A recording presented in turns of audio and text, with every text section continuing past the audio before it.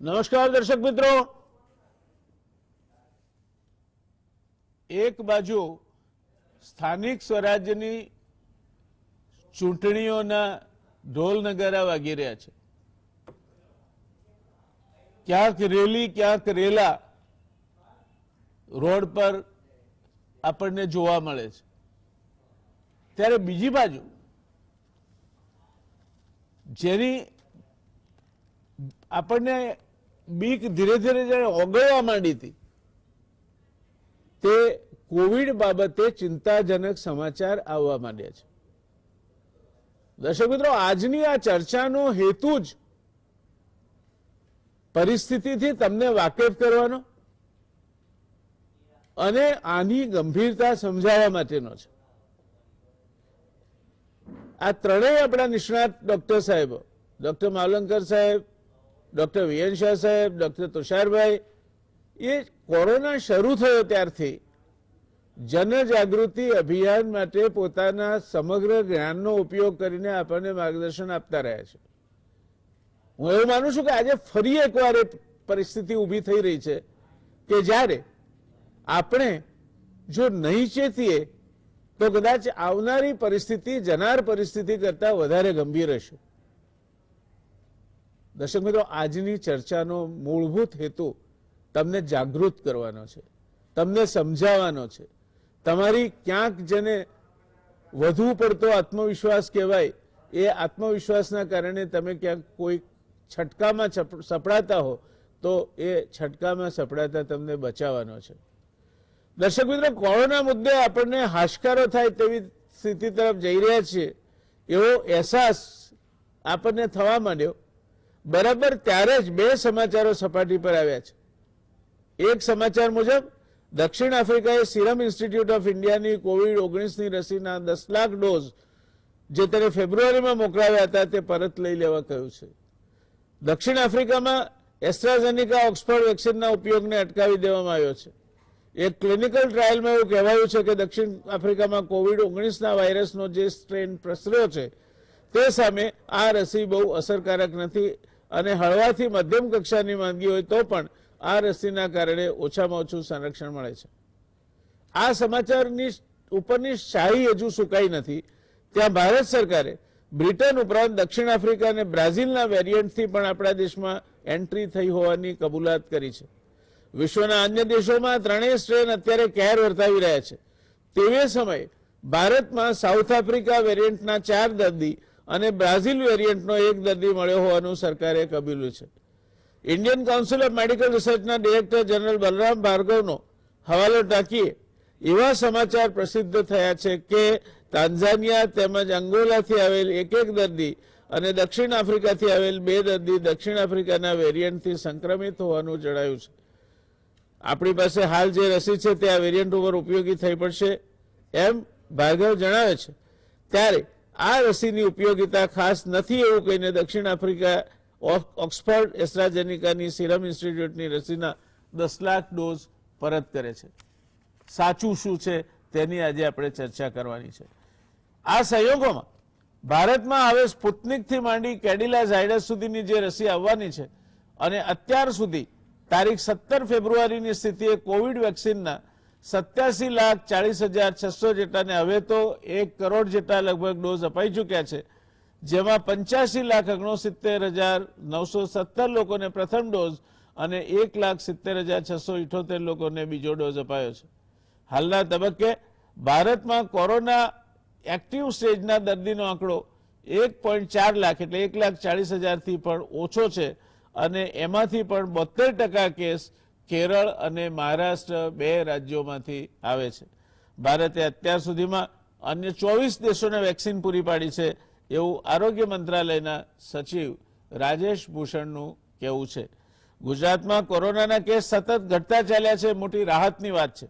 પણ હમણાં અમદાવાદ, વડોદરા, રાજકોટ, સુરત જેવા શહેરોમાં ચૂંટણી અભિયાનની ભીડને કારણે કોવિડના કેસોમાં ઉછાળો આવ્યો છે તે ચિંતાની બાબત હોવી જોઈએ. આમ તો કોવિડનો પહેલો કેસ નોંધાયો તેના 316 દિવસ બાદ સિવિલ હોસ્પિટલમાં સ્પેશિયલ કોવિડ હોસ્પિટલ બંધ કરી એને મહિલા અને બાળરોગ હોસ્પિટલમાં પરિવર્તિત કરાઈ છે. દેશની વાત કરીએ તો ફેબ્રુઆરીમાં ચોથી વખત 16 ફેબ્રુઆરીએ એક દિવસમાં 9121 એટલે કે દિવસના 10,000 થી ઓછા કેસ નોંધાયા છે. આમ છતાંય ગુજરાતમાં હવે સ્થાનિક સ્વરાજની સંસ્થાઓ માટેની ચૂંટણી પ્રચાર ધીમે ધીમે ચરમસીમાએ પહોંચશે. સોશિયલ ડિસ્ટન્સિંગના ધજાગરા ઉડાડી માસ્ક જેવી અન્ય કાળજીને પણ નેવે મૂકી અને વર્તવાનું જો ચાલુ રહેશે તો કોરોના ફરી માથું ઊંચકે તેવી પરિસ્થિતિનું નિર્માણ થશે. એ વાત આપણને સમજાવવી જોઈએ. આ પૂર્વ ભૂમિકા સાથે દક્ષિણ આફ્રિકા, બ્રાઝિલ અને બ્રિટનના સ્ટ્રેનના કેસ ભારતમાં વધે નહીં અને ખાસ કરીને દક્ષિણ આફ્રિકાએ જ્યારે સિરમ ઇન્સ્ટિટ્યૂટની રસીના 10 લાખ ડોઝ પરત કર્યા છે ત્યારે આપણે ત્યાં પણ જે રસીકરણ થયું છે તેની અસરકારકતા અને બ્રાઝિલ, દક્ષિણ આફ્રિકા તેમજ બ્રિટનના સ્ટ્રેનને પહોંચી વળે તેવા ફેરફારો સાથેની રસી ઉપલબ્ધ બને તે જોવું જરૂરી બનશે. રસીકરણની કામગીરીમાં ભારતે અત્યાર સુધી લગભગ 1 કરોડ જેટલી રસી આપીને ખૂબ મોટું કામ સારી રીતે પાર પાડ્યું છે. પ્રશંસનીય કામગીરી આ મોરચે થઈ છે. સવાલ માત્ર દક્ષિણ આફ્રિકા, બ્રાઝિલ અને બ્રિટનના વેરિયન્ટ આપણા દેશમાં પ્રવેશ્યા છે તેના સામે આપણે ત્યાં ઉપલબ્ધ રસીની અસરકારકતા કેટલી છે તે સુનિશ્ચિત કરવાનો છે. બ્રિટનમાં તો વડાપ્રધાન બોરિસ જોન્સને જણાવ્યું છે કે દેશમાં ભલે રસીકરણ ચાલી રહ્યું હોય તેમ છતાં પણ કેન્ટના વેરિયન્ટના કેસ જે રીતે વધી રહ્યા છે તે જોતા લોકડાઉન નજદીકના ભવિષ્યમાં ઉઠાવી લેવાય તેવી શક્યતાઓ નહીવત છે. ગયા વર્ષે એપ્રિલમાં બ્રિટનમાં કોરોના વકર્યો હતો તે સમય કરતાં પણ હાલ વધુ દર્દીઓ હોસ્પિટલમાં સારવાર હેઠળ છે. હમણાં જ બેંગ્લોરમાં એક એપાર્ટમેન્ટમાં 4 ફેબ્રુઆરીએ ભેગા થઈને પાર્ટીની મોજ માણ્યા બાદ 103 લોકો કોરોના પોઝિટિવ થયા હોવાનું જણાયું છે. ગુજરાતની વાત કરીએ તો ગુજરાતના મુખ્યપ્રધાન સમેત કેટલાક રાજકીય અગ્રણીઓ અને તેમનો સ્ટાફ કોરોના પોઝિટિવ હોવાનું જણાયું છે. ત્યારે આગામી સ્થાનિક સ્વરાજની ચૂંટણીઓની ઘેલછામાં કોરોના અંગેની સાવચેતી, સોશિયલ ડિસ્ટન્સિંગથી માંડીને માસ્ક અને સેનિટેશન જેવા પાયાના નિયમોની ધજિયા ઉડાડી ચૂંટણી પ્રચારમાં ગુલતાન થવામાં આવશે તો ચૂંટણીઓ પતવા આવે ત્યાં સુધીમાં ગુજરાતમાં વળી પાછા કોરોનાના કેસ સારી એવી સંખ્યામાં વધે તો નવાઈ પામવા જેવું નહીં હોય. રાજકીય પક્ષો સામાજિક જવાબદારીને વરેલા પક્ષો છે અને ત્યારે માત્ર ને માત્ર ચૂંટણીલક્ષી કામગીરીને એનો હવાલો આપીને સામાજિક જવાબદારી નેવે મુકાઈ જાય એ કોઈ પણ રાજકીય પક્ષને શોભાસ્પદ નથી અને આમ છતાં પણ કોઈ પણ રાજકીય પક્ષ આ બેજવાબદાર વર્તનમાંથી બાકાત પણ નથી. ગુજરાતના પાડોશી રાજ મહારાષ્ટ્રમાં 75 દિવસ પછી 5,000 થી વધુ કોરોનાના નવા કેસ સામે આવ્યા છે, જેમાંના મોટાભાગના અકોલા અને નાગપુરમાં નોંધવામાં આવ્યા છે. મહારાષ્ટ્રમાં કોરોનાના કારણે વધુ 38 લોકોના મોત થતા મૃતકોની સંખ્યા વધીને 51,669 થઈ છે. આ અગાઉ 4 ડિસેમ્બરના રોજ રાજ્યમાં કોરોનાના 5,229 કેસ સામે આવ્યા હતા. ત્યારબાદ કોરોનાના કેસની સંખ્યામાં સતત ઘટાડો થયો હતો. હવે 75 દિવસ બાદ કોરોનાના એક જ દિવસમાં 5,000 થી વધુ કેસ 17 ફેબ્રુઆરીએ નોંધાયા છે અને આજે 6,000 થી વધુ કેસ નોંધાયા હોવાની જાણકારી મળી છે.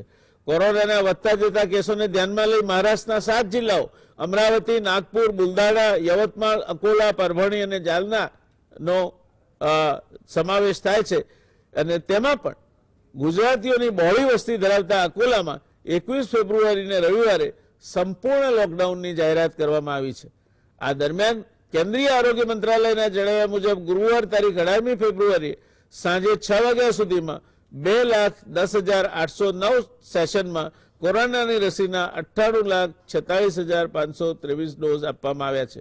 આજની પરિસ્થિતિમાં દર્શક મિત્રો, જ્યારે આપણી પાસે નિષ્ણાત ડોક્ટર સાહેબોની પેનલ છે ત્યારે નીચેના પ્રશ્નો અને મુદ્દાઓ વિચારણા માંગી લે છે. એક જાગૃત નાગરિક તરીકે સમાજના હિતમાં અને એક જાગૃત પારિવારિક સભ્ય તરીકે તમારા જે પરિવાર છે એના હિતમાં સમજવું જોઈએ કે બ્રાઝિલ, બ્રિટન અને સાઉથ આફ્રિકા સ્ટ્રેનની ભારતમાં એન્ટ્રી થઈ ચૂકી છે ત્યારે અત્યાર સુધી કરવામાં આવેલું રસીકરણ એના સામે રક્ષણ આપશે કે કેમ. ખાસ કરીને દક્ષિણ આફ્રિકાએ સિરમ ઇન્સ્ટિટ્યૂટની રસીના 10 લાખ ડોઝ પરત લઈ લેવા માટે કહ્યું છે.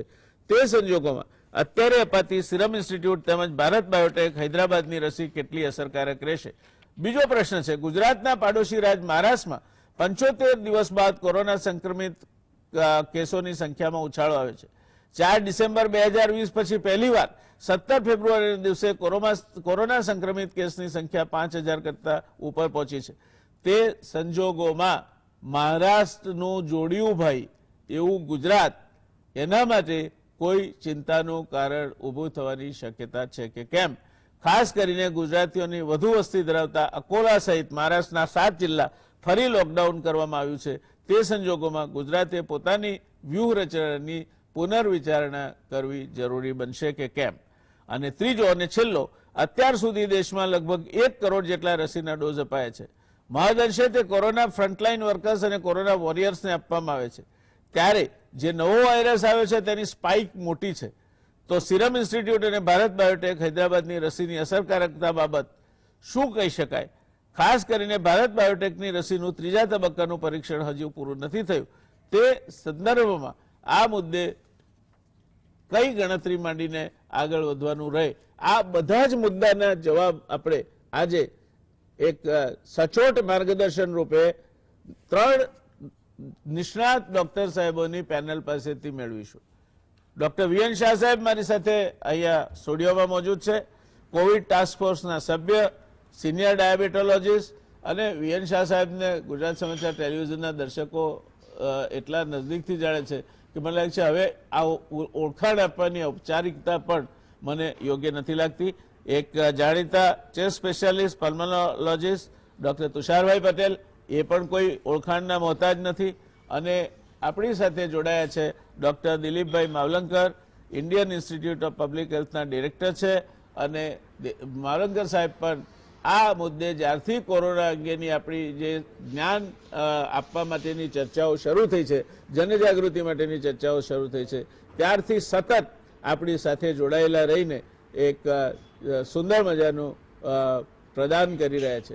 ત્રણેય ડોક્ટર સાહેબોનું હું ગુજરાત સમાચાર ટેલિવિઝન વતી અને મારા અંગત હેસિયતથી સ્વાગત કરું છું. શરૂઆત કરીશું શાહ સાહેબ આપનાથી.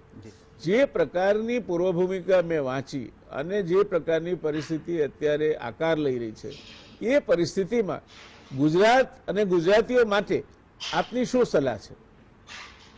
આપે બહુ જ સરસ આધાર ભૂમિકા તૈયાર કરી કે ખરેખર પહેલાં પરિસ્થિતિ શું હતી, હવે શું થયું, કોરોનાના વેક્સિનની શું પરિસ્થિતિ થઈ, પછી આ સ્ટ્રેન આવ્યા પછીની શું પરિસ્થિતિ થઈ છે, અને વેક્સિનનું જે સ્વીકારવું અને રિજેક્શન થવું, આ બધાની શું પરિસ્થિતિ છે. એ જસ્ટ એક પોઝિટિવ પાથ અને બીજું જે નેગેટિવ પાથ છે એ બંને હું વાત કરીશ. પોઝિટિવ પાથ એટલા માટે છે કે કોરોના વેક્સિન કામ કરી રહી છે, તો હા, આ વેક્સિન કામ કરી રહી છે. આજનો જ ડેટા ફાઇઝરના વેક્સિનનો ઇઝરાયલનો છે. ઇઝરાયલમાં અત્યાર સુધીમાં 74% વેક્સિનેશન પતી ગયું કન્ટ્રીમાં, અને 1 માર્ચ સુધીમાં 100% વેક્સિનેશન પૂરું થશે. એ પછી એમનો જે રિસ્પોન્સ છે, જે એનાલિટિક વર્ક થયું છે, એમાં મોર દેન 80% પોપ્યુલેશનને પ્રોટેક્શન મળ્યું છે. That is the good news. એવી જ રીતે કોવિશિલ્ડનું વેક્સિન જે એસ્ટ્રાઝેનેટિકાનો ઓક્સફર્ડનું આવ્યું, એ યુકેમાં અપાવ્યું. યુકેના પણ લેટેસ્ટ ન્યૂઝ આજના પણ આ જ બતાવે છે કે અબોવ 80 યર્સ જે વલ્નરેબલ પોપ્યુલેશન હતો, એમાં 62% ડેથ રિડક્શન થયું છે. 62% with the single dose. And then the second, because ત્યાં એ લોકોએ વેરિએશન કરી અને 28 દિવસની જગ્યાએ 120 દિવસે સેકન્ડ ડોઝ આપવાનું નક્કી કર્યું છે. અને એના પછી એ લોકોનો હોસ્પિટલાઇઝેશનનો રેશિયો છે એ ડ્રાસ્ટિકલી 80% ડાઉન ગયો છે. એટલે કોરોનાના આ પોઝિટિવ ન્યૂઝ પહેલા આપણી વાત કરું. હવે રહ્યું નેગેટિવ ન્યૂઝમાં એવું છે કે 3 વેરિયન્ટ આપણા માટે ખતરનાક આવ્યા. એક યુકે વેરિયન્ટ આવ્યું, બીજું બ્રાઝિલ વેરિયન્ટ આવ્યું, અને ત્રીજું સાઉથ આફ્રિકન વેરિયન્ટ આવ્યું છે. અને ત્રણેય એટલા માટે ખતરનાક છે કે એ સ્પ્રેડ બહુ ફાસ્ટ થાય છે. જે પહેલાના વેરિયન્ટ કરતાં આ મ્યુટેટેડ જે વાયરસ છે એ ખૂબ સ્પ્રેડ ફાસ્ટ થાય છે, અને એની લંગની જે ઇફેક્ટ થઈ અને ન્યુમોનિયા કરી અને ડેથ રેટ કરવાની તાકાત ઘણી મોટી છે. એટલે લોકોએ આપણે જાગવાની જરૂર છે. હમણાં જે સાહેબ સાથે હું વાત કરતો હતો, જયનારાયણભાઈ સાથે, કે 72% કેસીસ 2 રાજ્યોમાં છે. હમણાં હું ગયા રવિવારે મુંબઈ જઈને આવ્યો, તો મુંબઈ હું મારું RT-PCR કરાવીને ગયો હતો કે હું નેગેટિવ છું, પણ જ્યાંથી સ્પ્રેડ થઈ રહ્યું છે એ બે રાજ્યોના નાગરિકો શાંતિથી ગુજરાતમાં અને દિલ્હીમાં જઈ શકે છે, બાકીના રાજ્યોમાં જઈ શકે છે. તો વાય એ જે લોકો બહાર નીકળે એ લોકો એને શું કરવા આરટીપીસીઆર નેગેટિવ પછી બહાર નહીં નીકળવાનું, તો ઓટોમેટિકલી ત્યાં સ્ટોપ થઈ શકે એવું છે. બીજી વસ્તુ, આ વેરિયન્ટ એટલું ખરાબ છે કે જે સાહેબે વાત કરી એ બે વસ્તુનું દિલથી અને ગંભીરતાથી લેવાની વાત છે. એક તો ઇલેક્શન, અને ઇલેક્શનની ગંભીરતા નથી રહી. એના માટે અત્યારે હાલ જવાબદાર આપણા બધા જ પોલિટિકલ પાર્ટીઝ છે. બધા જ, તમે જ્યારે બી જેટલા ફોટોગ્રાફ્સ અત્યારે ન્યૂઝપેપરની અંદર જોશો 80% લોકોના માસ્ક નીચે હશે અથવા માસ્ક નહીં હોય. આપણે મશાલ લઈને નીકળ્યા છે કે દુનિયાને આપણે બતાવી રહીશું કે અમે કોરોના સાથે જીતી રહ્યા છે, અને આપણા જ ગુજરાતની અંદર આ થઈ રહ્યું છે. અને બીજું, ગવર્મેન્ટે એક થોડી છુટ્ટી આપી લગ્નની અંદર અને પ્રસંગોમાં 50, પછી 100 અને નાવ 200. હવે તમે વરઘોડા નીકળે ત્યારે જોજો કે 300 થી 500 લોકો હોય છે, શાંતિથી દાંડિયા રાસ રોડ ઉપર રમાય છે, without mask, without social distancing, without sanitation. એટલે આ વસ્તુ બહુ જ ગંભીરતાથી લેવાની, અને બેકગ્રાઉન્ડ સાહેબે ખૂબ સરસ તૈયાર કર્યું છે કે આપણે ચેતવાની જરૂર છે. કોરોના હજી ગયો નથી, જવાનો પણ નથી. આ નવા રૂપમાં એનું રાક્ષસ એનું સ્વરૂપ બદલે છે. That is the mutation and variation. હવે જો આ મ્યુટેશનને અટકાવી નહીંશું અથવા તો આનાથી આપણે પ્રિવેન્શન નહીં કરીશું તો અગેન એ જ પરિસ્થિતિ પેલી લોકડાઉનમાં. ઓલરેડી નાવ મહારાષ્ટ્રના નંબર ઓફ ડિસ્ટ્રિક્ટ હવે લોકડાઉન ઉપર જઈ રહ્યા છે. તો શું ફરીથી આપણે એના ઉપર જઈશું? એ ક્વેશ્ચન માર્ક છે. અને જો ન જવું હોય તો આપણે આ સોશિયલ ડિસ્ટન્સિંગ, સેનિટાઇઝેશન અને માસ્ક યુઝ કરીશું જ્યાં સુધી આપણને વેક્સિન ન મળે. ધન્યવાદ શાહ સાહેબ, આપે બહુ જ સ્પષ્ટ અને ક્યાંય એક શબ્દ પણ ચોર્યા વગર સીધી વાત કહી. દર્શક મિત્રો, આ રાજકીય પક્ષોવાળી જે વાત છે, સ્થાનિક સ્વરાજની સંસ્થાઓની ચૂંટણીઓ આવી અને જતી રહેશે. કોન્સ્ટિટ્યુઅન્સી નાની હોય છે. આવી નાની કોન્સ્ટિટ્યુઅન્સીમાં પણ પ્રચાર કરવા માટે આ મોટા મોટા સરઘસો કાઢવા, લગ્ન વખતે પણ તમે લગ્ન વખતે તો તમારા અંગત સ્નેહી હોય છે, એમને ભેગા કરીને તમે એ લોકોને તમે કોવિડનો ચેપ લાગે એ માટેની વ્યવસ્થાઓ ગોઠવો છો.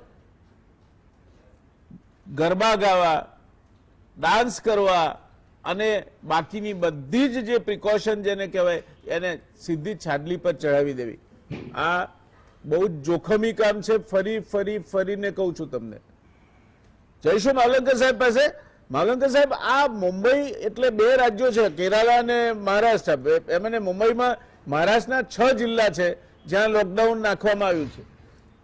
આપણે જો મહારાષ્ટ્રમાં જવું હોય તો આરટીપીસીઆર કરાવીને જવું પડે છે, પણ મહારાષ્ટ્રમાંથી દેશમાં ગમે ત્યાં ગમે તે માણસ જાય તો એના ઉપર કોઈ પ્રતિબંધ નથી. તો તમને લાગે છે કે આ તો પેલો દરવાજા ખુલ્લા અને ખાડે ડૂચા મારવા જેવી વાત છે? મહારાષ્ટ્રમાં જવું હોય તો તમારે આરટીપીસીઆર કરાવવાનો, પણ મહારાષ્ટ્રમાંથી અહીં કોઈ આવે, સંક્રમિત થઈને આવે તો પણ કોઈ જ વાંધો નહીં. આ કઈ જાતની વ્યવસ્થા છે? શું લાગે છે આપને આ વ્યવસ્થામાં ફેરફાર કરવો જોઈએ? ગુજરાતે તો કમસે કમ કરવો જ જોઈએ. જયનારાયણભાઈ, આજે તમે આ ડિબેટ લીધી છે એને માટે ખાસ આભાર. કારણ કે જે સમાચાર હમણાં સુધી છેલ્લા 2-3 મહિનાથી બહુ સારા સમાચાર આવતા હતા અને કોરોના ઓછો થઈ રહ્યો હતો ગુજરાતમાં અને આખા ભારતમાં, એને કદાચ કંઈક બ્રેક લાગ્યો હોય એવું ચોક્કસ દેખાય છે. ગુજરાતના આંકડા પણ થોડા ધીમે ધીમે વધી રહ્યા છે. મહારાષ્ટ્રના આંકડા તો બહુ જ ચિંતાજનક રીતે વધ્યા છે. અને ખાસ કરીને મહારાષ્ટ્રમાં આપે જે કહ્યું, અકોલા અને એની આસપાસ, નાગપુરથી ઔરંગાબાદના આખા પટ્ટામાં એક નવો જ વેરિયન્ટ આવ્યો હોય એવું ચોક્કસ લાગી રહ્યું છે. આજના જ સમાચારમાં તમે વાંચ્યું હશે કે આ નવો વેરિયન્ટ સાઉથ આફ્રિકા, ઇંગ્લેન્ડ અને બ્રાઝિલથી જુદો છે. એટલે હમણાં સુધી આપણને એવું થતું હતું કે પરદેશમાં જ કંઈક નવા વેરિયન્ટ ઊભા થતા હશે, પણ આપણે ત્યાં આટલા બધા કેસ થયા છે, આપણા દેશમાં મ્યુટેશન પણ ચોક્કસ થતું હશે, અને એને આપણે પણ પકડવું બહુ જ જરૂરી છે. અને જ્યાં જ્યાં થતું હોય ત્યાંને ત્યાં અટકાવી દેવું પણ બહુ જ જરૂરી છે. અને આને માટે આપણે એક જીનોમિક સિક્વન્સિંગનું આખું ભારતે 10 લેબોરેટરી 10 બહુ ઓછી કહેવાય પણ 10 લેબોરેટરીમાં ડિસેમ્બરથી એક આખું કોન્સોર્શિયમ બનાવ્યું છે જેને કહેવાય છે ઇન્ડિયન સાર્સ CoV-2 જીનોમિક્સ કોન્સોર્શિયમ. અને એ કોન્સોર્શિયમ દ્વારા ભારતમાં જે નવા વાયરસમાં મ્યુટેશન થાય છે એને પકડવાનું, એનું મેપિંગ કરવાનું કામ ચાલી રહ્યું છે. અને એના દ્વારા આ મહારાષ્ટ્રના મ્યુટેશન્સ દેખાઈ રહ્યા છે. આજના છાપામાં તો એવું લખ્યું છે કે એ ઝડપથી ફેલાય છે અને ઝડપથી વધારે ન્યુમોનિયા પણ કરે છે. એ વધારે ડેન્જરસ હોય એવું પ્રથમ દર્શનીય દેખાય છે. એ સાથે એક મહારાષ્ટ્રના નાના ટાઉનના આંકડા છે કે 700 ટેસ્ટમાંથી 350 ટેસ્ટ પોઝિટિવ આવે, એટલે 50% પોઝિટિવિટી. આવું તો ક્યાંય સાંભળ્યું ન હોય એવું એક નાના એમાં આઉટબ્રેક અથવા મોટો આઉટબ્રેક કહી શકાય એવું બન્યું છે. એટલે મહારાષ્ટ્રથી આવનારા લોકો ઉપર ચોક્કસ આપણે સર્વેલન્સ અને ત્યાંથી ટેસ્ટ કરીને જ આવે અને જરૂર લાગે તો હમણાં મહારાષ્ટ્રથી આવતા લોકોને બંધ પણ કરવાનો વિચાર ચોક્કસ કરવો જોઈએ. એ સાથે આપણે ત્યાં પણ જે કેસો થઈ રહ્યા છે એનું મૂળ શું છે, ક્યાંથી આવી રહ્યા છે, કેવા ટાઈપના જીનોમિક એમાં મ્યુટેશન્સ છે, અને એ સાથે આખા ભારતમાં જ્યાં જ્યાં વધારે કેસ, જેને ફોકલ આઉટબ્રેક એવો શબ્દ, કે નાના પાયે વધારે પડતા કેસ જ્યાં દેખાતા હોય ત્યાં તરત એનો કંટ્રોલ કરવાનો આપણે પ્રયત્ન કરવો જોઈએ. એ સાથે સાથે ગુજરાતમાં કેસ ઓછા છે એટલે તકેદારી ઓછી થઈ ગઈ છે, એ બહુ જ વધારે ગંભીર પરિસ્થિતિ છે. આપે કહ્યું તેમ લગ્નોમાં, રેલીઓમાં, લોકો દુકાનોમાં, ઇવન ટ્રાફિકમાં, બધા જે આપણે આખા વર્ષનું જે આપણે આ કહીએ તો એક જાતનું વ્રત પાળીને આ રોગને કંટ્રોલમાં કર્યો છે, કદાચ આવતા છેલ્લા 2-3 મહિનામાં આપણે કદાચ એ ગુમાવી રહ્યા છીએ એવી પરિસ્થિતિ ઊભી ન થાય. અને છેલ્લે રસીકરણ જે આપણે ત્યાં શરૂ થઈ ગયું છે એને ખૂબ ઝડપથી આગળ લઈ જવાની જરૂર છે. જો નવા વેરિયન્ટ આવશે અને રસી ઉપયોગી નહીં નીવડે તો જે કરોડો ડોઝો આપણે રસીના બનાવી રાખ્યા છે, જે ગોડાઉનમાં છે, એ કદાચ નિરુપયોગી ન થાય, એ પણ એક ભીતિ ઊભી થઈ રહી છે. આભાર. દર્શક મિત્રો, ખૂબ અગત્યની માહિતી આપણે આ બંને નિષ્ણાતો પાસેથી મેળવી. ડૉક્ટર શાહ સાહેબે પણ આપણને આ અંગે વાત કરી, ડૉક્ટર માવલંકર સાહેબે પણ આપણને વાત કરી. તુષારભાઈ પટેલ એ પણ કોવિડ ટાસ્ક ફોર્સના સભ્ય છે. આપણે તુષારભાઈ પાસે જઈશું, પણ એ પહેલાં મારે રોકાવું પડશે એક નાનકડા કમર્શિયલ બ્રેક માટે. રોકાઈએ એક કમર્શિયલ બ્રેક માટે અને ત્યાર પછી આપણે સીધા જઈશું ડૉક્ટર તુષારભાઈ પટેલ પાસે. નમસ્કાર દર્શક મિત્રો. કોરોના ફરી પાછો ત્રાટકશે કે કેમ એવા કાળા ડિબાંગ વાદળો ક્ષિતિજે દેખાવા માંડ્યા છે. મહારાષ્ટ્રમાં તો 6 જિલ્લામાં લોકડાઉન જાહેર કરવામાં આવ્યું છે. મહારાષ્ટ્રમાં જે આજે થાય એ ગુજરાતમાં આવતીકાલે થાય એવી પૂરી શક્યતાઓ છે, કારણ કે મહારાષ્ટ્ર અને ગુજરાત વચ્ચે લગભગ રોજબરોજના ધોરણે અવર જવર ચાલતી હોય છે. આ સંયોગોમાં આપણે ડૉક્ટર તુષારભાઈને પૂછવું છે કે આ દક્ષિણ આફ્રિકાનો વેરિયન્ટ હોય, બ્રાઝિલનો હોય કે કેન્ટ વેરિયન્ટ હોય, એ વેરિયન્ટ એટલે શું? એ વાયરસમાં કઈ રીતે જુદું પડે છે? અને એ જુદો પડતો હોય તો આ જે રસી છે તે રસીને થોડી ઘણી ફેરબદલ કરીને ઝડપથી નવી રસી બનાવી શકાય, અથવા તો આ રસી નકામી જ જશે, એનો કોઈ અર્થ નથી. હવે સાહેબ, જે તમે કીધું કે આ વેરિયન્ટ એટલે કે મ્યુટેશન્સ અમારી ભાષામાં કહેવાય, કે આ વાયરસ એનું રૂપ બદલતો રહે છે.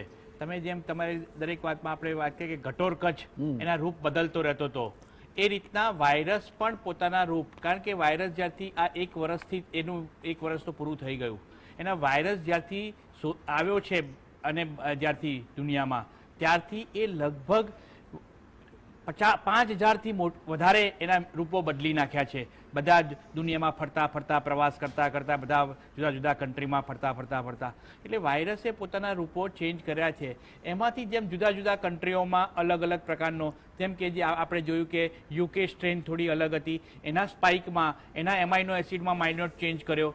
એ રીતના થયું કે બ્રાઝિલિયન સ્ટ્રેન આવી તો બ્રાઝિલિયન સ્ટ્રેનમાં સ્પાઇક થોડો મોટો કર્યો. એક બીજી સ્ટ્રેન સાઉથ આફ્રિકા સ્ટ્રેન આવી તો એના સ્પાઇકમાં થોડો ચેન્જીસ કર્યો. એટલે કે જે એમાઇનો એસિડની જે ચેઇન હોય એમાં થોડા એ ચેન્જીસ કરતો રહેતો હોય છે. કારણ કે આમાં શું થાય કે જે વાયરસ એક શરીરમાંથી બીજા શરીરમાંથી ત્રીજી જગ્યાએ એમ જતો જાય એમ એનું ઘાતકતા, કારણ કે એ મ્યુટેશન થતો જાય તો ઘણીવાર એવું હોય છે કે તે ઘણો વધારે પડતો ઘાતક થઈ જાય કાં તો ઓછો માઇલ્ડ થઈ જાય.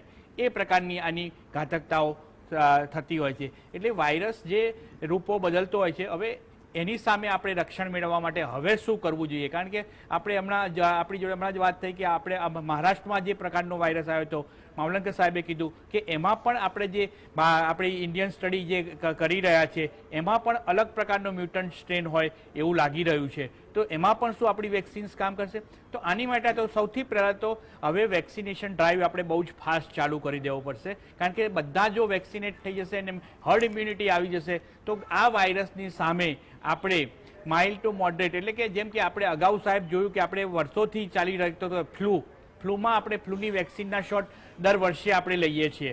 ફ્લૂ વેક્સિનમાં પણ ફ્લૂનો વાયરસ છે, જે ફ્લૂનો વાયરસ એ પણ એનું મ્યુટેટેડ વાયરસ આવે છે, અલગ અલગ સ્ટ્રેન પ્રકારનો વાયરસ આવે છે. પરંતુ જેને વેક્સિન લીધેલી હોય છે એવા વ્યક્તિઓને એ ઓછો ઘાતક પુરવાર થતો હોય છે. જેને વેક્સિન નથી લીધેલી હોતી એને ફ્લૂનો વાયરસ છે એ વધારે પડતો સંક્રમિત કરતો હોય છે, કે જેને નિમોનિયા થવાનો ચાન્સીસ કે બંને વેન્ટિલેટર ઉપર જવાનો ચાન્સીસ વધારે હોય છે. જ્યારે એ જ પ્રકારની થિયરી આપણે આ કોરોનામાં પણ, કોરોના જે COVID-19 વાયરસ છે એમાં પણ આ મ્યુટેટ થતો જાય છે. એટલે એ પ્રકારની વેક્સિનમાં પણ અત્યારે જે પ્રકારના વાયરસની વેક્સિન આવી ગઈ છે, પરંતુ સાહેબ એ વસ્તુ તમને કહું કે આ જે વાયરસની વેક્સિન આપણે દરેકને વેક્સિનેટ કરીએ તો હર્ડ ઇમ્યુનિટી તો આવી જવાની, પરંતુ આવા વાયરસની સાથે સાથે એક એવું પણ કામ કરવાની જરૂર છે કે જે આ મ્યુટેટેડ વાયરસ છે એમાં આ વેક્સિન જે વાયરસમાં કામ કરે છે એમાં ખાલી એવી અમારી ભાષામાં નોબ ચેન્જીસ કે છે કે માઇન્યુટ ચેન્જીસ જ એના સ્ટ્રક્ચર્સમાં કરવામાં આવે છે અને એ વેક્સિનને બદલી શકાય છે. એટલે એ પણ જોડે એ કામ પણ ચાલુ કરવું જોઈએ. પણ અત્યાર સુધીની જે સ્ટડી જાય, અત્યારે જે આપણે હેલ્થ કેર વર્કર્સોમાં અને અમદાવાદમાં અમે લોકોએ પણ જોયું કે જે એન્ટીબોડીનું લેવલ છે એ કોવિશિલ્ડ વેક્સિનથી સારો એવું પ્રમાણમાં જોવા મળ્યું છે. અમારા ડૉક્ટર્સ મિત્રોએ લીધું અને બધાએ ઘણાએ પોતાના એન્ટીબોડી લેવલ કરાવ્યા. લગભગ 28 દિવસ પૂરો થયો, બીજો ડોઝ પણ આવ્યો. એ પહેલાં જે ડૉક્ટર્સ મિત્રોએ એને અમારા હેલ્થ કેર વર્કરોએ કરાવ્યા હતા તો એમને ઘણા લોકોને તો 100%થી વધારે, ઘણાને 60%, એટલે એ પ્રમાણની એન્ટીબોડી લેવલ આવવા માંડ્યા છે. એટલે વેક્સિન તો સારી એવી ઇફેક્ટિવ છે જ, અને ઘણી બધી ઇફેક્ટિવ છે આ જે કોવિશિલ્ડ વેક્સિન છે એને. એટલે એ વેક્સિન આપણે જો બધા વધારે પ્રમાણમાં લઈએ અને એની આડઅસરને તો ભૂલી જ જવાની, એની અસર જ છે, વેક્સિન અસરકારક જ છે. અને એ અસરકારક વેક્સિનને આપણે જો લઈ લઈએ અને પછી હવે જે આપણા જે સિનિયર સિટીઝનને એને જલ્દીથી આપણે સરકાર પણ એમને જલ્દી વેક્સિન આપે તો એનાથી ઘણો બધો ફાયદો થવાની શક્યતા છે. અને આપણે જે આ હવે પછીનો જે આઉટબ્રેક છે કદાચ જો વધે તો એમાં આપણે રક્ષણ મેળવી શકીએ. જી માવલંકર સાહેબ, આપે તુષારભાઈ જે કહ્યું તે સાંભળ્યું હશે. વેક્સિનેશન ઝડપથી થવું જોઈએ એ બાબત આપે પણ કહ્યું. જ્યાં સુધી સિરમ ઇન્સ્ટિટ્યૂટની વેક્સિનને લાગે વળગે છે ત્યાં સુધી તો એણે એના 3 તબક્કા ટ્રાયલના પૂરા કર્યા છે. પણ આ પરિસ્થિતિ એ ભારત એન્ડ બાયોટેક માટે નથી. હજુ એના પરીક્ષણનો 3જો તબક્કો પૂરો નથી થયો, એટલે એની અસરકારકતા અથવા એફિશિયન્સી કેટલી છે તે કોઈને ખ્યાલ નથી. તે સંયોગોમાં અને હમણાં જ હજુ 1-2 દિવસ પહેલા જ સમાચાર આવ્યા હતા કે રસી લીધા પછી 2 ડોક્ટર દંપતીને, એટલે ડોક્ટર અને એમના પત્નીને કોવિડ પોઝિટિવ આવ્યા છે. આ સંદર્ભે શું લાગે છે આપને?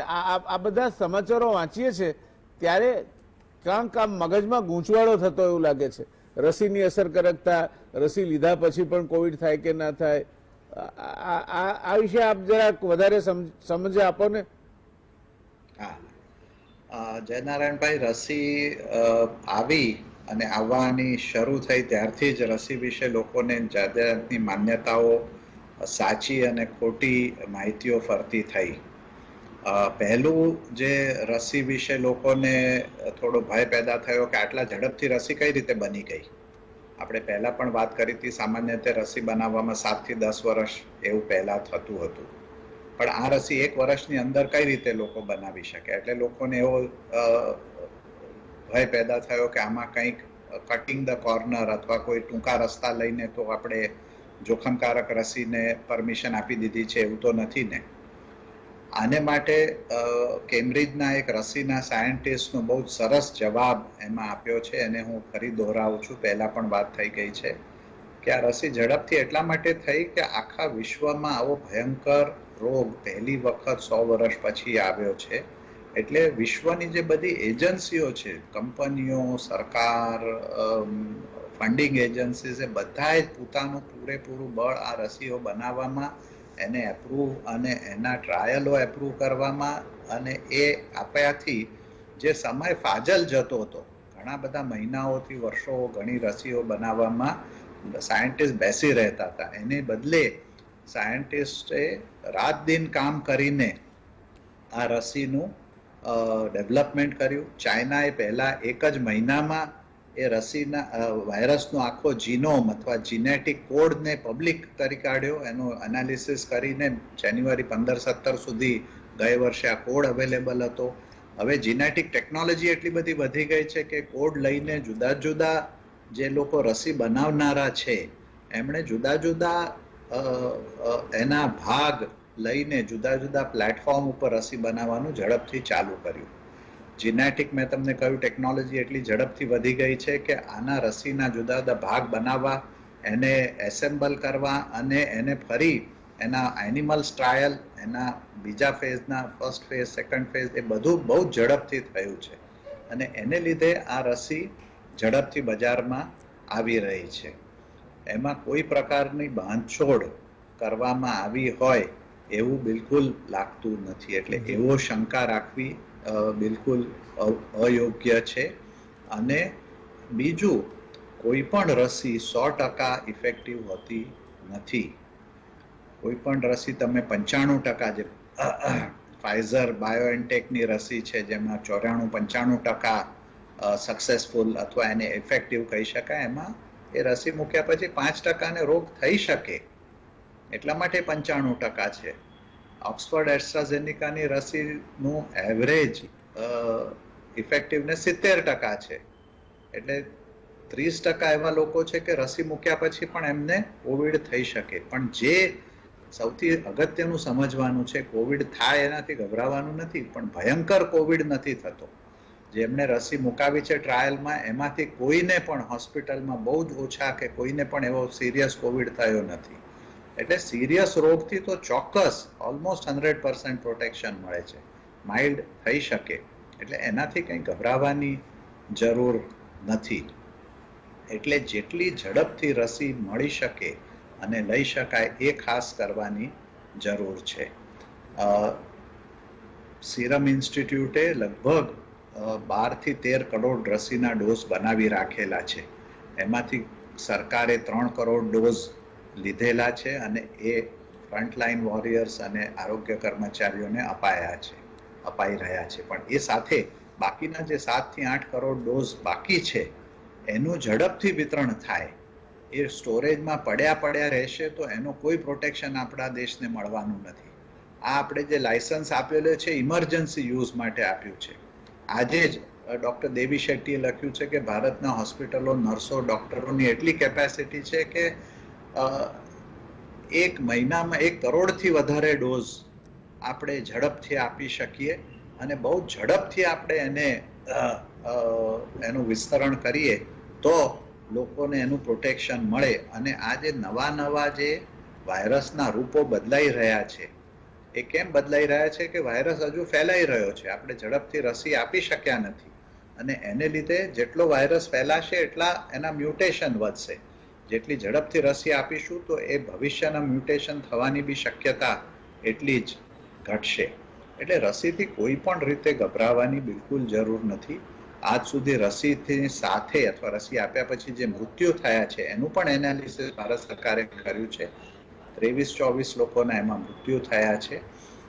રસીને લીધે એમાંથી એક પણ મૃત્યુ નથી. સામાન્ય સાઈડ ઇફેક્ટ થાય છે, જે કોઈ પણ ઇન્જેક્શન મૂકીએ એના પછી જે સાઈડ ઇફેક્ટ, ઇન્જેક્શનની જગ્યાએ દુખાવો, કોઈક જરા અશક્તિ, કોકવાર 1-2 દિવસ તાવ આવે એવું પણ બની શકે. એટલે એનાથી બિલકુલ ગભરાવાની જરૂર નથી. અને ચોક્કસ જેમ જેમ રસી મળે એમ ઝડપથી રસી લઈ લેવી જોઈએ. અને હવે જે નવા ડેટા BN શાહ સાહેબે કહ્યું આજે ડિક્લેર થયા છે એમાં કે, અને ઓક્સફર્ડે લગભગ 2 અઠવાડિયા પહેલા એના ડેટા ડિક્લેર કર્યા કે 1 ડોઝ રસીથી બી 70% જેટલું પ્રોટેક્શન મળે છે. એટલે બધાને ઓછામાં ઓછી 1 ડોઝ રસી મળી જાય તો પણ ઘણું બધું આ રોગમાં ફેલાવાનું ઘટી શકે એવું છે. એટલે સરકારને અને બીજા બધાને એ જ વિનંતી છે કે ઝડપથી રસી બધાને મળે એ ખાસ જોવાની જરૂર છે. આભાર. ધન્યવાદ.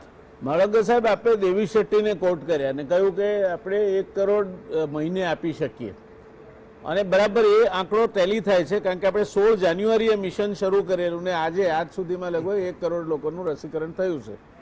હવે જે આંકડા એ વખતે કાઢવામાં આવ્યા હતા એમાં ફ્રન્ટલાઇન વર્કર્સ અને કોરોના વોરિયર્સના 3 કરોડ અને 27 કરોડ લોકો 50 વર્ષથી ઉપરના અને કોઈ કોમોર્બિડિટી કે એવું હોય તેવા લોકો, એમ કરીને 30 કરોડ લોકોને રસી આપવાની વાત હતી.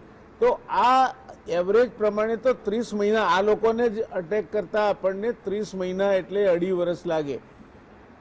શાહ સાહેબ, મારે પૂછવું છે, આપ તો you are managing a hospital, so I don't treat you only as a doctor, you are also a management personality now, managing a major hospital. તો આ રીતે ચાલશે તો કઈ રીતે? આજે જે માળવકર સાહેબે કહ્યું, તુષારભાઈએ કહ્યું, આપે કહ્યું, સર્વસંમતિ એક જ છે કે ઝડપથી રસીકરણ થવું જોઈએ, but your limiting factor is 1 crore doses a month. How can you improve upon it? Jaynarayanbhai, હું આપની સાથે સહમત થઉં છું. ગિયરઅપની જરૂર છે. આપણે ફર્સ્ટ ગિયર, સેકન્ડ ગિયર, અને હવે નાવ આપણે હાઈવે ઉપર જવાનું છે. ફ્લાઇટને શરૂઆતમાં ચાલતા સ્લો મોશનમાં, અને પછી એક વખત એને ખ્યાલ આવી જાય કે પાયલોટને કે કઈ ગતિએ ઉડવાનું છે, અને પછી ટેક ઓફ થાય છે. એક્ઝેક્ટલી આ જ વસ્તુ વેક્સિનમાં થઈ રહ્યું છે. અમે બધા સર્વસંમત છે, ટાસ્ક ફોર્સ, ગવર્મેન્ટ, પણ અત્યારે હાલ જે પરિસ્થિતિ ડેવલપ થયેલી હતી, અત્યારે now penetration to the society, we were having the good experience of the vaccine, of the polio અને બાકીના વેક્સિનેશન, જે BCG વેક્સિનેશન આ બધાનું મળતું હતું, એ નેટવર્ક આપણી પાસે તૈયાર છે. હવે પ્રોડક્શન, ગઈ મિટિંગ વખતે બી આપણે અહીંયા આ જ પ્લેટફોર્મ પરથી વાત થઈ હતી કે શું આપણે એટલી વેક્સિન પેદા કરી શકીશું કે 130 કરોડને આપણે આંબી શકીશું? તો ડેફિનેટલી એ કરી શકાય એવી વસ્તુ છે. એના માટે મનસા જોઈએ, ઈચ્છા જોઈએ, ઈચ્છા શક્તિ. અત્યારે ગઈ વખતે બી આ જ મિટિંગમાં આ જ માવલંકર સાહેબ સાથે આપણે વાત એવી થઈ હતી કે આપણે NGOને ઇન્વોલ્વ કરીએ, પ્રાઇવેટ ઓર્ગેનાઇઝેશનને ઇન્વોલ્વ કરીએ. આપણે at least number of hospitals corona કાળની અંદર એટલીસ્ટ લેસ દેન 50% ગવર્મેન્ટ હોસ્પિટલ્સમાં પેશન્ટ ગયા છે. મોટાભાગના પેશન્ટમાં 100 કરતાં હોસ્પિટલ્સ વધારે અમદાવાદની અંદર હતી, અને લોકોએ ગવર્મેન્ટે સાથે સાથ મિલાવીને કામ કર્યું છે. તો આ અભિયાનની અંદર હવે now only target is the vaccination. હવે વેક્સિનેશન નંબર સાથે આપણે ગવર્મેન્ટની એજન્સી, ગવર્મેન્ટની હોસ્પિટલ સાથે NGOs એક્ટિવિટી. NGO એક્ટિવિટી આપણી શું નથી કરતી? લોકોને ખાવા ભૂખ્યા માણસો જ્યારે ટ્રાવેલિંગ કરતા હતા તો હજારો ને લાખો ટન અનાજ લોકોએ પહોંચાડી, રોજને રાતોરાત બનાવીને 50-50 હજાર લોકોને ગુજરાતમાં અને અમદાવાદમાં લોકોએ ખાવાનું આપ્યું છે. તો શું એક વેક્સિનનો માહોલ આપણે ક્રિએટ ના કરી શકીએ? જરૂર છે આપણી ઈચ્છાની, અને આ ઈચ્છા આપણે બધા ભેગા થઈને જો કરીશું તો હું માનું છું ત્યાં સુધી આ જે આપ ટાર્ગેટ જયનારાયણભાઈ આપ્યા છે એના કરતાં બી ઊંચો ટાર્ગેટ આપણે એચીવ કરવાની આપણી તાકાત છે. સંમત.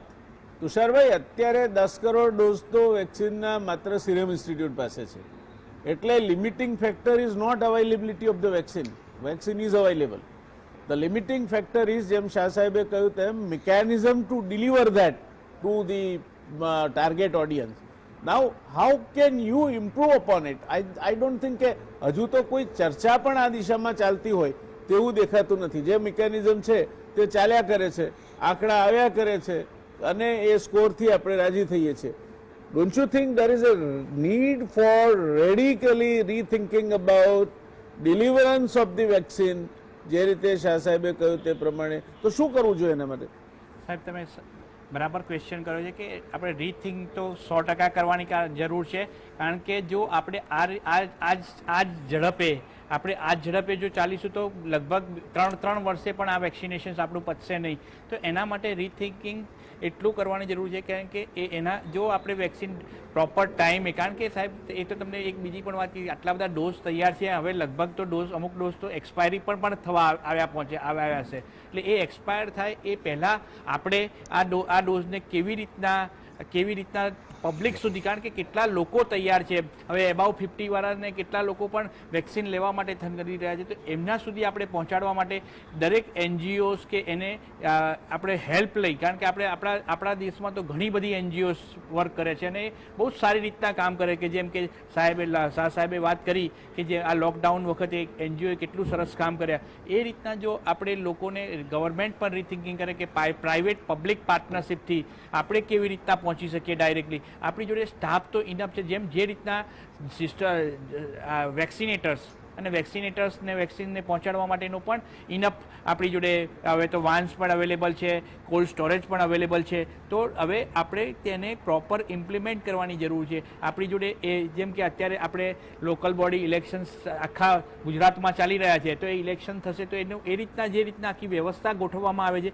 એ રીતના જો આ વેક્સિનની પણ જો એ રીતની વ્યવસ્થા ગોઠવવામાં આવે અને કોઈ લોકોને, તો એનાથી આપણે લોકો સુધી પહોંચી શકીશું. ધન્યવાદ. માવલંકર સાહેબ, આપણે આ બંને નિષ્ણાતોને સાંભળ્યા હશે.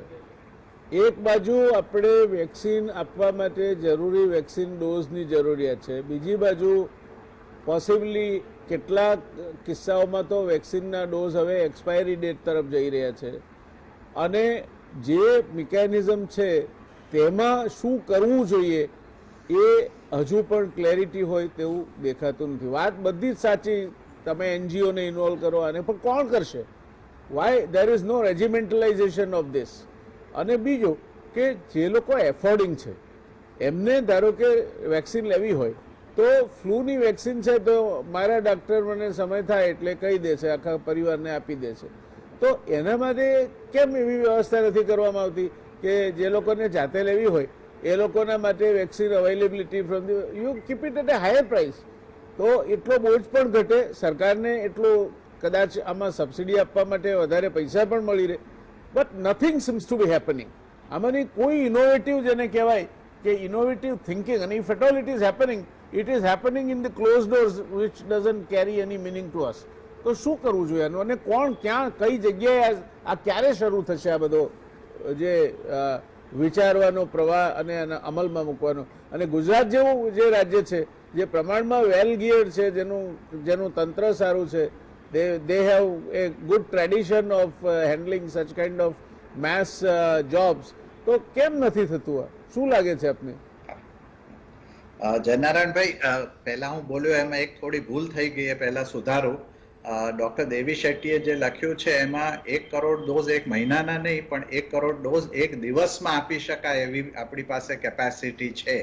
પ્રાઇવેટ સેક્ટરને આપણે ઇન્વોલ્વ કરીએ, NGOને આપણે ઇન્વોલ્વ કરીએ અને ગવર્મેન્ટની આખી મશીનરીને એમાં લગાડીએ. અને એમણે કહ્યું છે કે મોટા મોટા હોસ્પિટલમાં જો આપણે 50 નર્સિસને આ કામ સોંપીએ તો એક હોસ્પિટલમાં 20 થી 40 હજાર લોકોને એક દિવસમાં વેક્સિન કદાચ આપી શકાય એવું એમણે ગણતરી મૂકેલી છે. એટલે આપણે જેટલું એક કામ મહિનામાં કર્યું છે એટલું એક દિવસમાં કરવાની એમની ધારણા છે.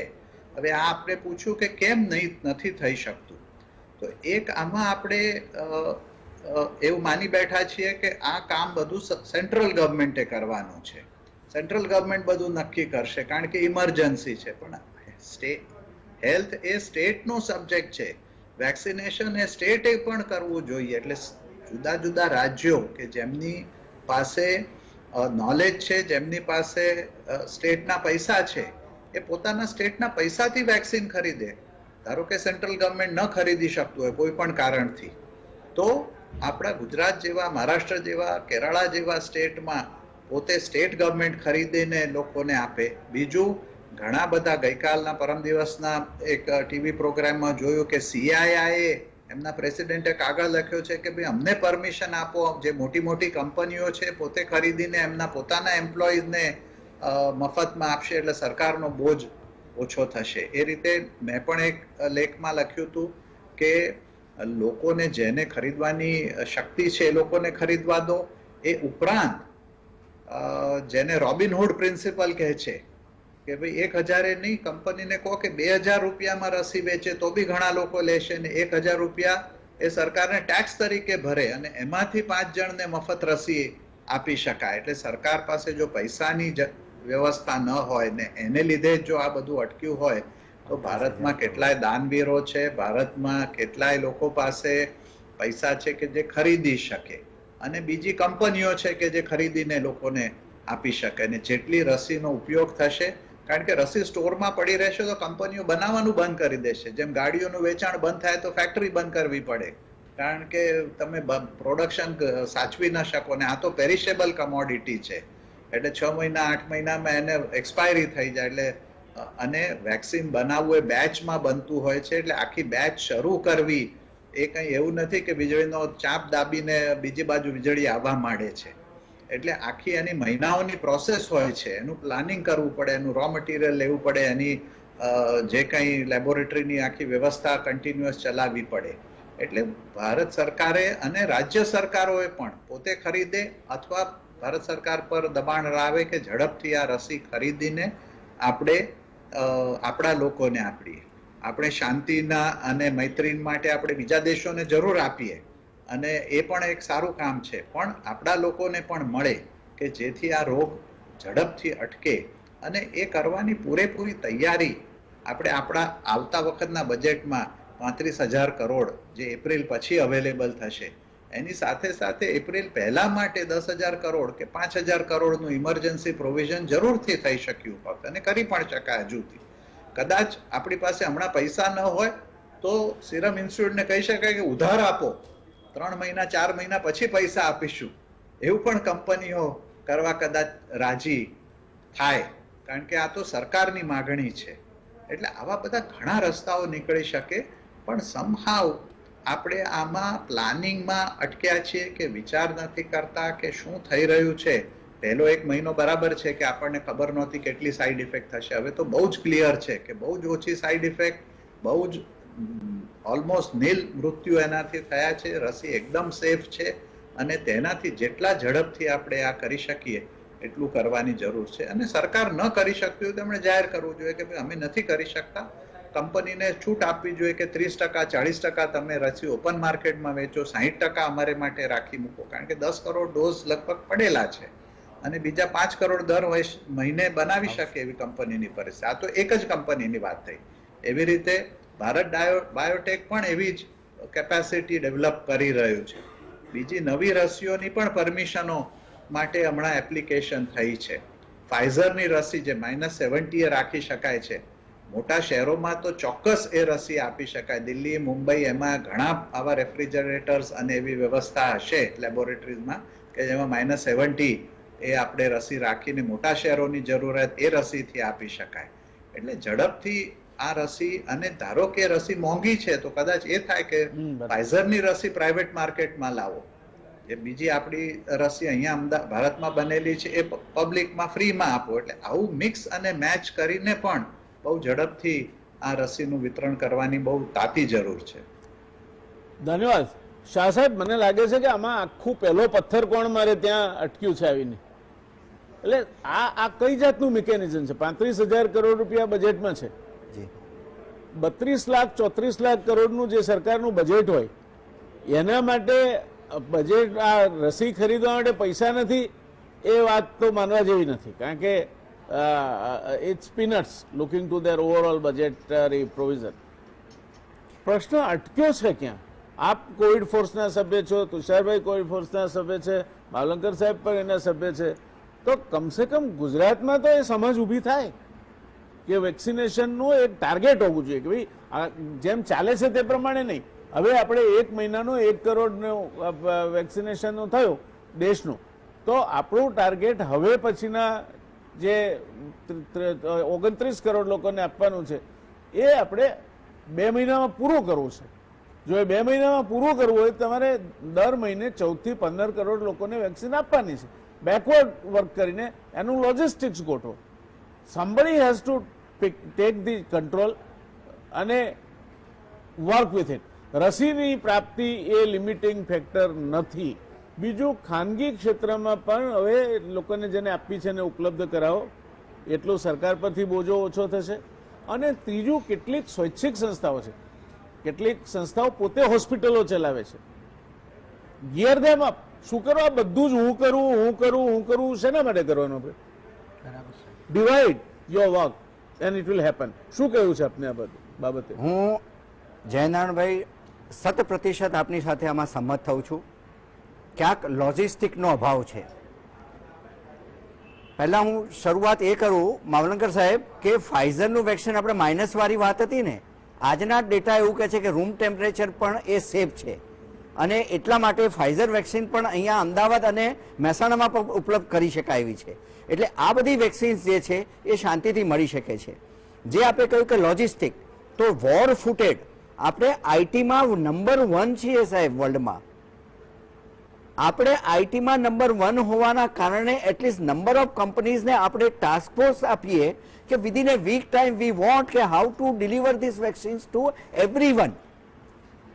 How we can go head? We have to involve all the private hospitals. પહેલામાં પહેલું તમને ઇન્વિટેશન આપો અને એમને રિક્વેસ્ટ પણ કરો અને ન હોય તો બાય લો એમને ઇન્ફોર્સ કરો. જે રીતે આપણે હોસ્પિટલમાં કોવિડના પેશન્ટ દાખલ કરવાના હતા એ વખતે આપણે ઇન્ફોર્મ્સ કર્યું છે કે તમે કમ્પલસરી આ કોવિડના પેશન્ટને દાખલ કરશો અને એ વખતે હાઈકોર્ટ પણ ઇન્વોલ્વ થયેલી હતી. આ જ રીતે લોજિસ્ટિકની રીતે તમે કમ્પલસરી પ્રાઇવેટ હોસ્પિટલ જેમની પાસે સપ્લાય ચેઇન હોય એ લોકોને કમ્પલસરી એક ટાર્ગેટ આપો જેની જેટલી કેપેસિટી કે તમારે 50,000 આને 25,000 આને 2,000 આને 10,000 અને એ રીતે આખું લોજિસ્ટિક તૈયાર કરી અને વિધિન એ વીક ટાઈમ તમે દરેક ઇન્વોલ્વ સોસાયટી, દાખલા તરીકે આપણે ગઈ વખતની વાત થઈ હતી આઈએમએ સાહેબ, આપણું IMA is a very important body, Indian medical association. Very powerful. ઘેર ઘેર નાનામાં નાના ગામડામાં 10,000 કે 5,000 ગામડામાં 5 થી 10 MBBS ડોક્ટર મળી જશે. તો why not we have to involve IMA, all the medical association, જુદા જુદા ફેડરેશન, આને તમે ઇન્વોલ્વ કરો. જે ફિક્કીની વાત કરી, CII ની વાત કરી, ઓલ કંપનીઝના ચેરમેનને તમે ઇન્વોલ્વ કરો. આ એક લોજિસ્ટિક આપણે વોર ફૂટેડ કામ કરી અને દરેકને એનો એક ગોલ આપો કે this is your responsibility. One company એ છે એની પાસે 25,000 એમ્પ્લોયી છે તો એને તાત્કાલિક એને કહી દો કે તમને નેક્સ્ટ વીકમાં 25,000 વેક્સિન મળી જશે. You are suppose to deliver within 10 days time. આ કરીને જો કરીશું તો હું માનું છું કે જરૂર આ જે ટાર્ગેટ દેવી શેટ્ટીએ 1 કરોડનો આપ્યો છે એ ઇટ કેન ઇઝીલી એચિવેબલ ટાર્ગેટ. એવું કોઈ મોટો ટાર્ગેટ નથી કે ન કરી શકીએ. અનફોર્ચ્યુનેટ પાર્ટ સાહેબ હજી બી એવો છે કે આપણે ફિગરમાં એવું બોલીએ છીએ કે આપણે 1 કરોડને વેક્સિન આપી, ઇઝરાયલે 74% ને આપી, યુએઈએ 51% ને આપી, UK 34% ને આપે, ઇન્ડિયા 0.6%. બહુ જ દુઃખદ વાત છે. ડાયમેન્શન ન્યુટ્રલ પર્સન્ટેજ જ છે, એના સંખ્યામાં કહેવાનો કોઈ અર્થ જ નથી. એટલે આપણે જોઈએ તો આપણા ભારતના પોપ્યુલેશન 140 કરોડમાં આપણે 0.6% વેક્સિન લઈ, તો આ વસ્તુ વોર ફૂટેડ આ કામ કરવામાં આવશે તો આ ટાર્ગેટ આપણે, અને મેં કહ્યું એમ લોજિસ્ટિકની જે વાત છે એ લોજિસ્ટિક માટે આપણે બધાનો સહકાર, હું કરું એ નહીં થઈ શકે. હું અથવા તુષારભાઈ કે માવલંકરભાઈ કે ગાય વાળે તે ગોળ. Yes exactly. અને એના કારણે તમે આઈટી નો ડેફિનેટલી ઉપયોગ કરી શકો. આપણા આરોગ્ય સેતુએ બી એટલું સારું કામ કર્યું છે. તો આ બધાનું તમે સિમ્પલ આધાર કાર્ડ, બેંકના કર્મચારીઓ, આપણી પાસે એટલું બધું ઇન્ફ્રાસ્ટ્રક્ચર છે કે એને વન પ્લેટફોર્મ પર લાવી અને એ વન પ્લેટફોર્મને જો તમે ડિસ્ટ્રીબ્યુશન સાથે જોડી અને એની સાથે એના ઇવન એમ્પ્લોય અને વોલેન્ટિયર સાહેબ એટલા બધા લોકો તૈયાર છે. એવરી ડે તુષારભાઈ તમને કેટલા લોકોનો ફોન આવે છે કે અમને વેક્સિન લેવું છે? People are crying for the vaccine અને આપણે આપવાની પરિસ્થિતિમાં નથી. એ બહુ દુઃખદ વાત છે. શાહ સાહેબ આપની વાત તદ્દન સાચી છે. દર્શક મિત્રો, આજની ચર્ચાના 2 ભાગ છે. પહેલો ભાગ જેને બીજા ભાગે ઢાંકી દીધો એ છે આપણે વધારે પડતા આત્મવિશ્વાસમાં ના રહીએ, ટોળા ના વળીએ. શાહ સાહેબની પેલી SMS ફોર્મ્યુલા છે એને ક્યાંક અભરીએ ચડાવીએ તો પાછી ઉતારીએ. માસ્ક, સોશિયલ ડિસ્ટન્સિંગ અને હાથ ધોવાનું સેનિટેશન ન ભૂલાય. કોવિડ ગયો નથી, ઇટ કેન કમ બેક. મહારાષ્ટ્રમાં પાછો આવ્યો છે, તમારા ત્યાં પણ આવી શકે છે. આ આજની ચર્ચાનો પહેલો ભાગ. ભાગ બીજો એ આ વેક્સિનેશન જે છે જેટલું ઝડપથી થશે એટલું આપણે કોવિડને રોકી શકીશું. પણ આ કોઈ જશ લેવા માટેની બાબત નથી. 100માંથી 0.6 માણસને આપણે વેક્સિન આપી છે. 34% બ્રિટને આપી છે. ઇઝરાયલ 100% આપવા જઈ રહ્યું છે. ત્યારે જે કંઈ છે, પેલા જે કવિતા છે ટીટોડીને દરિયાની, કે ચાંચે ચડ્યું જે તરણું કે કાંકરો, પાણો ને પથ્થર પંજે લઈ, પંખીની એ સેન દરિયાને પૂરવા ત્યાં આવી ચડી. આ પંખીની સેના જો આ કરી શકતી હોય તો આપણે શેના માટે બધાને ઇન્વોલ્વ નથી કરતા? અને આ નાનું ટાસ્ક નથી. Let me be very clear, આ બહુ મોટો ટાસ્ક છે. અને જો એમાં આપણે બધાને નહીં સાથે લઈએ, ઇમરજન્સી કોઈ પણ પ્રકારની હોય ત્યારે તમારે you have to pull all your strength together. એ નહીં કરો તો રિસ્ક અને રિવોર્ડ શેર કરવાની જે વાત છે તે નહીં થાય. અને આપણે વેક્સિન હોવા છતાં પૂનાની સિરમ ઇન્સ્ટિટ્યૂટના ડોઝ બગડી જશે અને આપણે વેક્સિન નહીં આપીએ. દોસ્તો, આ વાત સાથે આપણે આજની ચર્ચાને વિરામ આપીશું. મળીશું ફરી એકવાર, પણ મળીશું ત્યાર સુધી તમે હવે કોવિડ ગયો નથી તેમ માનીને સચેત રહેજો. SMS અપનાવજો. Take care and take care of your near and dear ones. શુભરાત્રી, શબ્બા ખેર. Thank you.